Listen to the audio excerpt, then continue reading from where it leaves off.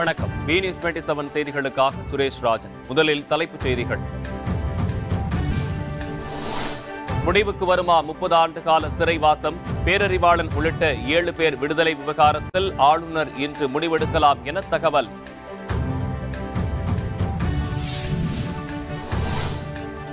செங்கோட்டைக்கு விவசாயிகள் செல்வதை உள்துறை அமைச்சகம் ஏன் தடுத்து நிறுத்தவில்லை? விவசாய சட்டங்கள் 3ஐயும் குப்பை தொட்டியில் போடுவதுதான் இந்த பிரச்சனைக்கு ஒரே தீர்வு என ராகுல் காந்தி கருத்து. டெல்லி இஸ்ரேல் தூதரகம் அருகே குண்டுவெடிப்பு. பிரதமர் மோடி கலந்து கொண்ட முப்படைகள் பாசறை திரும்பும் நிகழ்ச்சிக்கு அருகே குண்டுவெடித்ததால் பதற்றம்.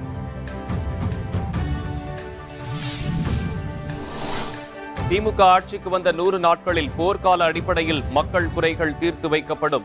கருணாநிதியைப் போல் அனைத்து வாக்குறுதிகளையும் நிறைவேற்றுவேன் என மு.க. ஸ்டாலின் திட்டவட்டம். விரிவான செய்திகள். திமுக ஆட்சிக்கு வந்த 100 நாட்களில் போர்க்கால அடிப்படையில் தீர்த்து வைக்கப்படும் என திமுக தலைவர் மு.க. ஸ்டாலின் தெரிவித்துள்ளார். உங்கள் தொகுதியில் ஸ்டாலின் எனும் தேர்தல் பரப்புரையை அவர் திருவண்ணாமலை மாவட்டத்தில் இன்று தொடங்கினார். அப்போது உரையாற்றிய அவர் 90 வயது வரை மக்களுக்காக உழைத்தவர் கலைஞர் கருணாநிதி என புகழாரம் சூட்டினார்.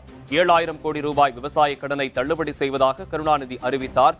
ஆட்சி பொறுப்புக்கு வந்ததும் அதை நிறைவேற்றினார். இதேபோல் விவசாயத்துக்கு இலவச மின்சாரம் கருணாநிதி வழங்கினார் என மு.க. ஸ்டாலின் தெரிவித்தார். கொடுத்த வாக்குறுதிகள் அனைத்தையும் நிறைவேற்றியவர் கருணாநிதி.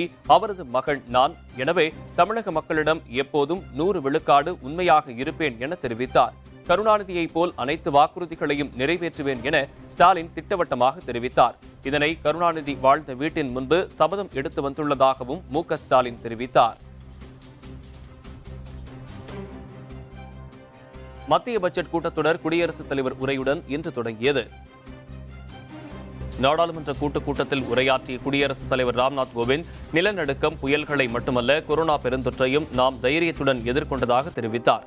கொரோனா காலத்தில் மேற்கொள்ளப்பட்ட சரியான நடவடிக்கைகளால் பல உயிர்கள் காப்பாற்றப்பட்டதாக கூறிய அவர் இந்தியாவில் கொரோனா பாதிப்பு கட்டுக்குள் உள்ளதாகவும் குறிப்பிட்டார். இக்கட்டான சூழலிலும் நாம் வளர்ச்சி பாதையில் முன்னேறி கொண்டிருக்கிறோம் எனவும் உலகிற்கே தற்போது இந்தியா முன்னுதாரணமாக உள்ளதாகவும் அவர் தெரிவித்தார்.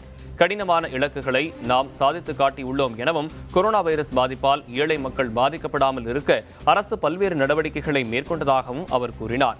சுயசார்பு இந்தியா எனும் முழக்கம் எவ்வளவு முக்கியமானது என கொரோனா பேரிடர் காலம் உணர்த்தியுள்ளதாக ராம்நாத் கோவிந்த் தெரிவித்தார். இலவச சுகாதார சேவை திட்டத்தின் மூலம் நாடு முழுவதும் 1.5 கோடி பேர் பலனடைந்துள்ளதாகவும் தெரிவித்தார். வேளாண் பொருட்கள் விற்பனையில் இந்தியா சாதனை படைத்துள்ளதாகவும் கூறினார். விவசாயிகளின் வருவாயை இரட்டிப்பாக்க மத்திய அரசு நடவடிக்கை மேற்கொண்டு வருவதாகவும் ராம்நாத் கோவிந்த் கூறினார். எதிர்க்கட்சிகள் அமளியால் பிப்ரவரி 1ஆம் நாள் வரை மக்களவை ஒத்திவைக்கப்பட்டுள்ளது. நாடாளுமன்ற பட்ஜெட் கூட்டத்தொடர் இன்று காலை 11 மணிக்கு தொடங்கியது. ஆண்டின் முதல் கூட்டம் என்பதால் ஜனாதிபதி உரையுடன் அவை தொடங்கின. குடியரசு தலைவர் உரைக்கு பிறகு மக்களவைத் தலைவர் ஓம் பிர்லா தலைமையில் நடைபெற்ற அமர்வில் 2020-21ஆம் ஆண்டுக்கான பொருளாதார ஆய்வறிக்கையை மத்திய நிதியமைச்சர் நிர்மலா சீதாராமன் தாக்கல் செய்தார். ஆய்வறிக்கையை தாக்கல் செய்யும் போது எதிர்க்கட்சி எம்பிக்கள் அமளியில் ஈடுபட்டனர். தொடர்ந்து எம்பிக்கள் கூச்சல் எழுப்பியதால் பிப்ரவரி 1ஆம் தேதி காலை 11 மணி வரை மக்களவை ஒத்திவைக்கப்படுவதாக அவைத் தலைவர் ஓம் பிர்லா அறிவித்தார். 2021-22ஆம் ஆண்டில் மொத்த உள்நாட்டு உற்பத்தியின் வளர்ச்சி 11 விழுக்காட்டை எட்டும் என பொருளாதார ஆய்வறிக்கையில் கூறப்பட்டுள்ளது. மாநிலங்களவையில் 2020-2021ஆம் ஆண்டுக்கான பொருளாதார ஆய்வறிக்கையை நிதியமைச்சர் நிர்மலா சீதாராமன் தாக்கல் செய்தார். கொரோனா வைரஸ் ஊரடங்கால் பாதிக்கப்பட்டுள்ள பொருளாதாரம் 2021-22ஆம் நிதியாண்டில் வலுவான மீட்சியை காணும் என்று எதிர்பார்க்கப்படுகிறது. மொத்த உள்நாட்டு உற்பத்தி ஏப்ரல், ஜூன் மாதங்களில் 23.9 விழுக்காடாகவும் 2வது காலாண்டில் 7.5 விழுக்காடாகவும் சரிவடைந்தது.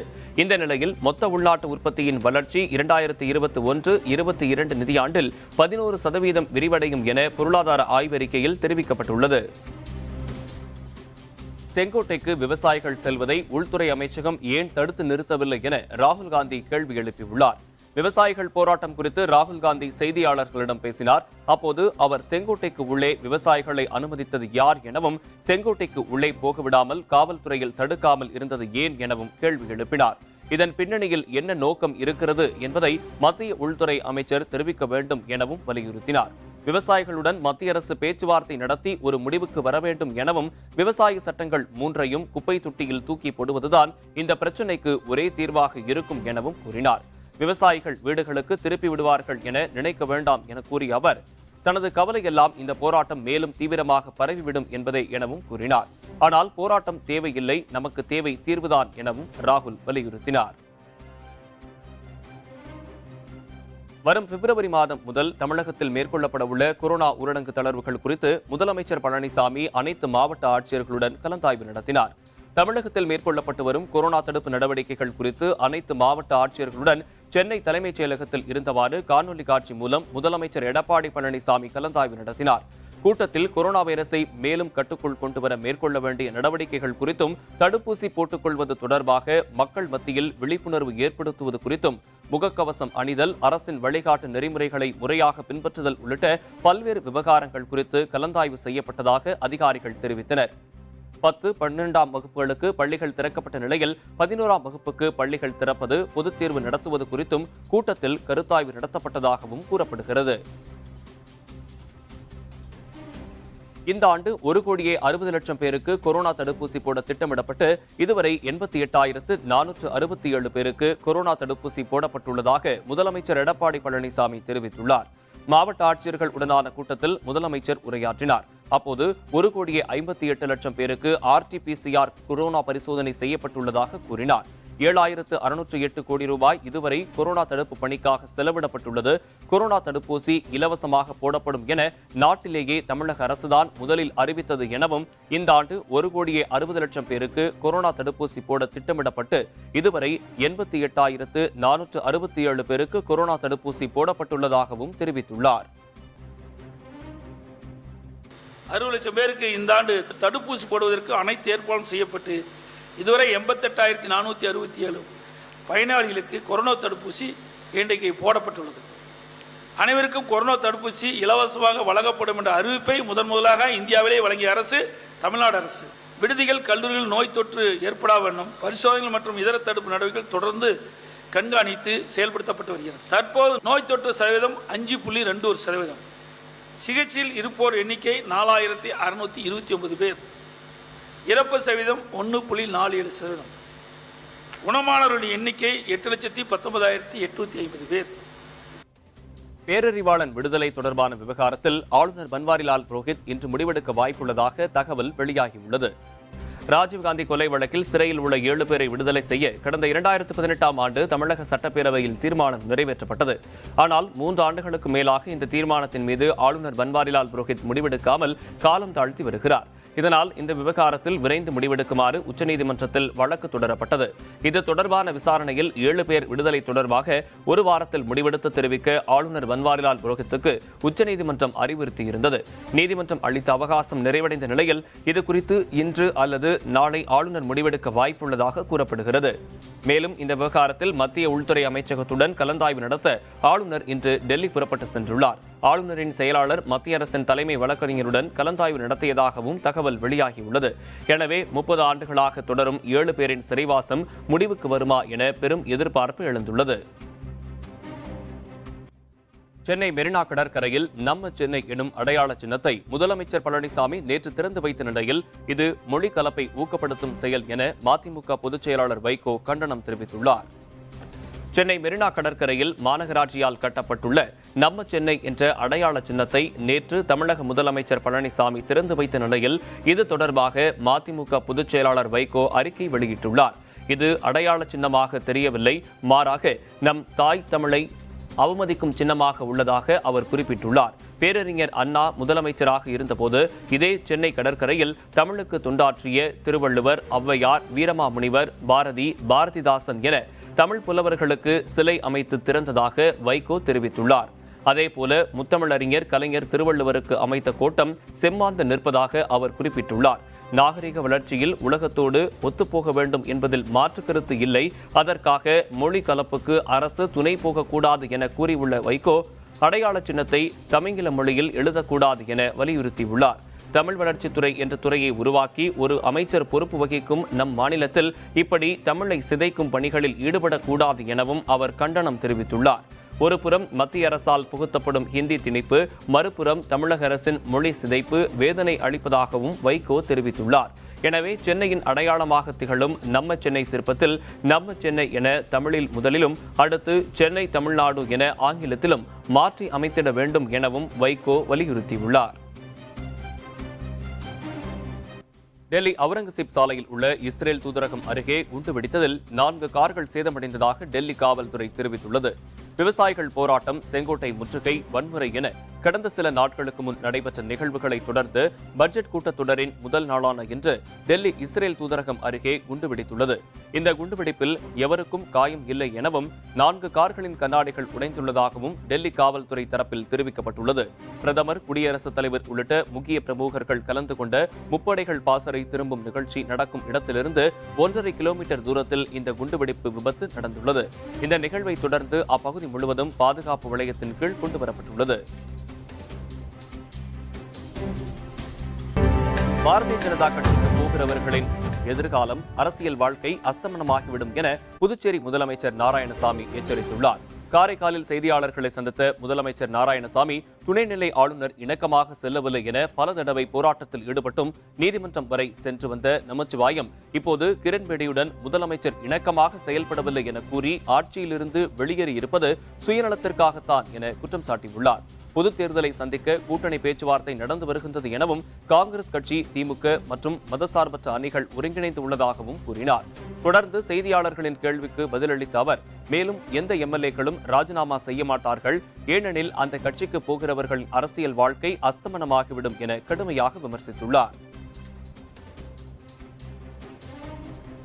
புதுச்சேரி முதலமைச்சர் நாராயணசாமி 20 ஆண்டுகள் பின்னோக்கி கொண்டு சென்று விட்டதாக காங்கிரஸில் இருந்து பாஜகவில் இணைந்த நமச்சிவாயம் குற்றம் சாட்டியுள்ளார். சென்னை விமான நிலையத்தில் செய்தியாளர்களிடம் பேசிய அவர், நாட்டை வழிநடத்துவதற்கு மோடிதான் சிறப்பான தலைவர் என்று காலம் கடந்து உணர்ந்து விட்டதாக தெரிவித்தார். நாங்கள் இப்போ அது காலம் தாழ்ந்து எடுத்த முடிவுன்னு தான் நாங்கள் நினைக்கிறோம். ஏன்னா இந்த முடிவை நாங்கள் முன்னாடியே எடுத்திருக்கணும். இது காலம் தாழ்ந்து எடுத்த முடிவு தான். ஏன்னு கேட்டிங்கன்னா, பல நேரத்தில் நாங்கள் தொடர்ந்து முதலமைச்சரோடு சேர்ந்து இந்த மாநிலத்தை எப்படியாவது முன்னேற்றிவிட முடியும் என்ற ஆசையில் தொடர்ந்து முதலமைச்சரோடு சேர்ந்து நாங்கள் ஒத்துழைத்தோம். அவருடைய செயல்பாடுகள் எதிர்காலத்திலே அவரை மாற்றிக்கிட்டு நல்ல முறையில் புதுச்சேரி மாநிலத்துடைய வளர்ச்சி அவர் கொடுப்பாரு அப்படின்னு நினச்சோம். அவர் மத்திய அமைச்சராக இருந்திருக்கிறாரு, டெல்லியில் அனுபவம் பெற்றவர், எல்லா தலைவர்களையும் அறிந்தவர். அதனால் அவர் அதெல்லாம் செய்வார் நாங்கள் நினச்சோம்.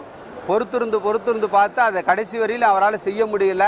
புதுச்சேரி மாநிலத்தை ஒரு போராட்ட களமாக மாற்றிட்டாரே தவிர, அவர் ஒரு முதலமைச்சராக இருந்து ஒரு ஆட்சியினுடைய ஆளுங்கட்சியினுடைய முதலமைச்சராக இல்லாமல் அவர் எதிர்க்கட்சி தலைவர் போல புதுவை மாநிலத்தை ஒரு போராட்ட களமாக மாற்றியிருக்கிறாரு. இதுதான் இன்னைக்கு புதுவை மாநிலத்தில் இருக்கின்ற ஒரு அவலநிலை. காதல் உறவில் உள்ள பல 10 பருவ இளைஞர்கள் போக்சோ சட்டத்தால் தங்கள் வாழ்க்கையை இழந்து விடுவதாக சென்னை உயர்நீதிமன்றம் கருத்து தெரிவித்துள்ளது. நீதிமன்றங்கள் பிற்போக்கு திசையில் செல்கின்றனவா என்ற கேள்வியை எழுப்புவதாக சமூக ஆர்வலர்கள் கண்டனம் தெரிவித்துள்ளனர்.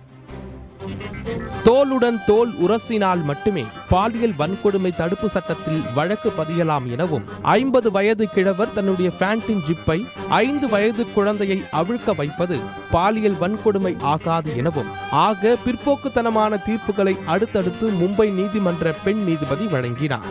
இந்த தீர்ப்புகள் நாடு முழுவதும் மட்டுமல்லாது சர்வதேச அளவில் இழிபுகழ் பெற்ற நிலையில் சென்னை உயர்நீதிமன்ற நீதிபதி அளித்திருக்கும் தீர்ப்பு நீதிமன்றங்கள் பிற்போக்குத்தனத்தின் உச்சத்தில் இருப்பதாக சமூக ஆர்வலர்கள் கண்டனம் தெரிவித்துள்ளனர். கடந்த 2018ஆம் ஆண்டு மைனர் பெண்ணை கடத்தி திருமணம் செய்து பாலியல் வன்கொடுமை செய்ததாக ஈரோடு மாவட்டத்தை சேர்ந்த ஆட்டோ டிரைவர் இந்திரனுக்கு எதிராக ஈரோடு அனைத்து மகளிர் காவல் நிலையத்தில் இந்திய தண்டனை சட்டம் போக்சோ சட்ட பிரிவுகளின் கீழ் வழக்கு பதியப்பட்டது.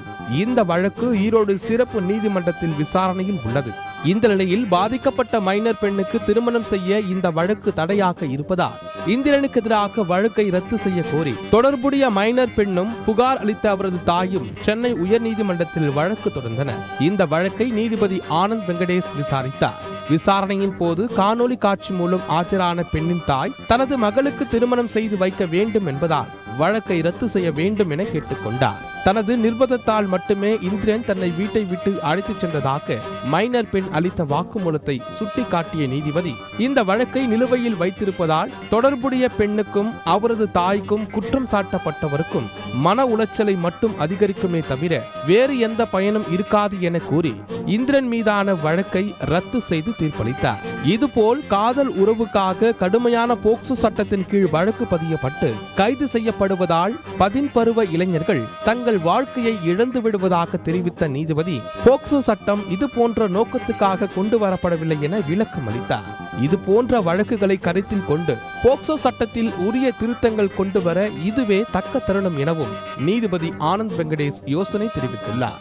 ஆணுக்கு 21 வயதும் பெண்ணுக்கு 18 வயதுமான திருமண வயதை அரசு நிர்ணயித்துள்ளது. ஆனால் அதை மீறும் விதமாக பெண் வேறொரு சாதி ஆணுடன் ஓடிப்போய் விடுவார் எனவும் பெண்களுக்கு படிப்பு தேவையில்லை என பாதியிலேயே படிப்பை நிறுத்தியும் 10 பருவ பெண்களுக்கு திருமணம் செய்து வைப்பது இன்னமும் நடைமுறையில் உள்ளது. மேலும் பெண்ணுக்கு 18 வயது நிரம்பாத நிலையில் உடல் ரீதியாகவும் மன ரீதியாகவும் அவர் கர்ப்பம் தரித்தல் போன்ற விஷயங்களில் பலவீனமாக இருப்பார் என்ற மருத்துவ காரணத்திற்காகவும் பெண்ணின் திருமண வயது நிர்ணயிக்கப்பட்டுள்ளது. ஆனால் இவை எதையும் கருத்தில் கொள்ளாமல் குழந்தை திருமணங்களை ஆதரிக்கும் வகையில் 10 பருவ காதல் என கூறி இந்த வழக்கை தள்ளுபடி செய்திருப்பது சரியல்ல என சமூக ஆர்வலர்கள் கவலை தெரிவிக்கின்றனர். எந்த விதத்திலும் பெண்கள் வன்கொடுமைக்கு ஆளாக கூடாது என்ற வகையிலேயே கடுமையான போராட்டங்களுக்கிடையே கொண்டு வரப்பட்டுள்ளன எனவும் ஆனால் போக்சோ சட்டத்தை நீர்த்து போக செய்யும் வகையில் நீதிமன்றங்கள் தொடர்ந்து இப்படி தீர்ப்பு எழுதுவது சமூகத்துக்கு நல்லதல்ல எனவும் சமூக ஆர்வலர்கள் சுட்டிக்காட்டுகின்றனர்.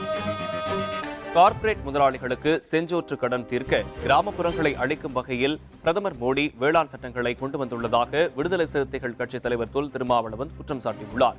கரும்புலி முத்துக்குமாரின் நினைவு நாளையொட்டி சென்னை அசோக் நகரில் உள்ள கட்சி அலுவலகத்தில் அவரது படத்துக்கு தொல் திருமாவளவன் மாலை அணிவித்து மரியாதை செலுத்தினார். பின்னர் செய்தியாளர்களிடம் பேசிய அவர் தைப்பூசத்திற்கு விடுமுறை அளித்ததற்கும் பாஜகவிற்கும் எந்த தொடர்பும் இல்லை எனவும் யாரோ செய்ததை இவர்கள் உரிமை கொண்டாடுவதாகவும் தெரிவித்தார். தமிழக மீனவர்கள் இலங்கை ராணுவத்தால் கொல்லப்படுவதற்கு காரணம் காங்கிரசா பாஜகவா என்பதை விட இந்திய அரசின் மோசமான வெளியுறவு கொள்கைதான் காரணம் என திருமாவளவன் குற்றம் சாட்டினார். ஈழத்தமிழர் விவகாரத்தில் தங்களுக்கு தேவை தமிழ் ஈழம் மட்டும்தான், சம அதிகாரம் இல்லை என்று மதிமுக பொதுச் செயலாளர் வைகோ தெரிவித்துள்ளார். சென்னை கொளத்தூரில் ஈழத்தமிழர் விடுதலை போராளி முத்துக்குமார் நினைவிடத்தில் மதிமுக பொதுச் செயலாளர் வைகோ தீபச்சுடர் ஏற்றி மரியாதை செலுத்தினார். பின்னர் செய்தியாளர்களிடம் பேசிய வைகோ தமிழகத்தில் ராஜராஜ சோழன் கட்டிய பெரிய கோயில் உள்ளவரை முள்ளிவாய்க்கால் நினைவு தூண் இருக்கும் என தெரிவித்தார். தருமபுரி அருகே நடைபெற்ற வன்னியர் ஆர்ப்பாட்டத்தின் போது மனநோயாளியின் மண்டையை உடைத்து பாமகவினர் அட்டூழியத்தில் ஈடுபட்டதால் பரபரப்பு நிலவியது. தருமபுரி மாவட்ட ஆட்சியர் அலுவலகம் அருகே பாமக சார்பில் வன்னியர்களுக்கு 20 விழுக்காடு இடஒதுக்கீடு வழங்க கோரி ஆர்ப்பாட்டம் நடைபெற்றது. இந்த ஆர்ப்பாட்டத்திற்கு தருமபுரி மாவட்டத்தில் இருந்து பல்வேறு பகுதிகளில் இருந்தும் பாமகவினர் கலந்து கொண்டனர். அப்போது பாமக தொண்டர்கள் சிலர் மது போதையில் சாலையில் குத்தாட்டம் ஆடி வந்தனர்.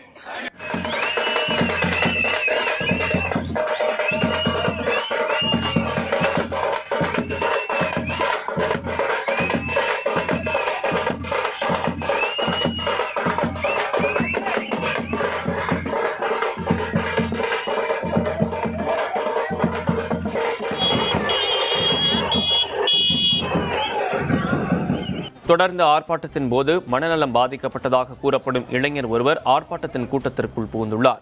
அப்போது பாமக தொண்டர்கள் இளைஞரை தாக்கி மண்டையை உடைத்து அருகே இருந்த கழிவுநீர் கால்வாயில் தள்ளியுள்ளனர். இது மட்டுமல்லாது மாவட்ட ஆட்சியர் அலுவலகம் உள்ளே நுழைந்த போது காவல்துறையினரிடம் பாமகவினர் வாக்குவாதத்தில் ஈடுபட்டு அடாவடி செய்தனர். ஆட்சியர் அலுவலகம் அருகே இவர்கள் செய்த ரகளையின் காரணமாக தருமபுரியிலிருந்து சேலம் செல்லும் பிரதான சாலையில் ஆம்புலன்ஸ் உள்ளிட்ட வாகனங்கள் செல்ல முடியாமல் வரிசை கட்டி நின்றன.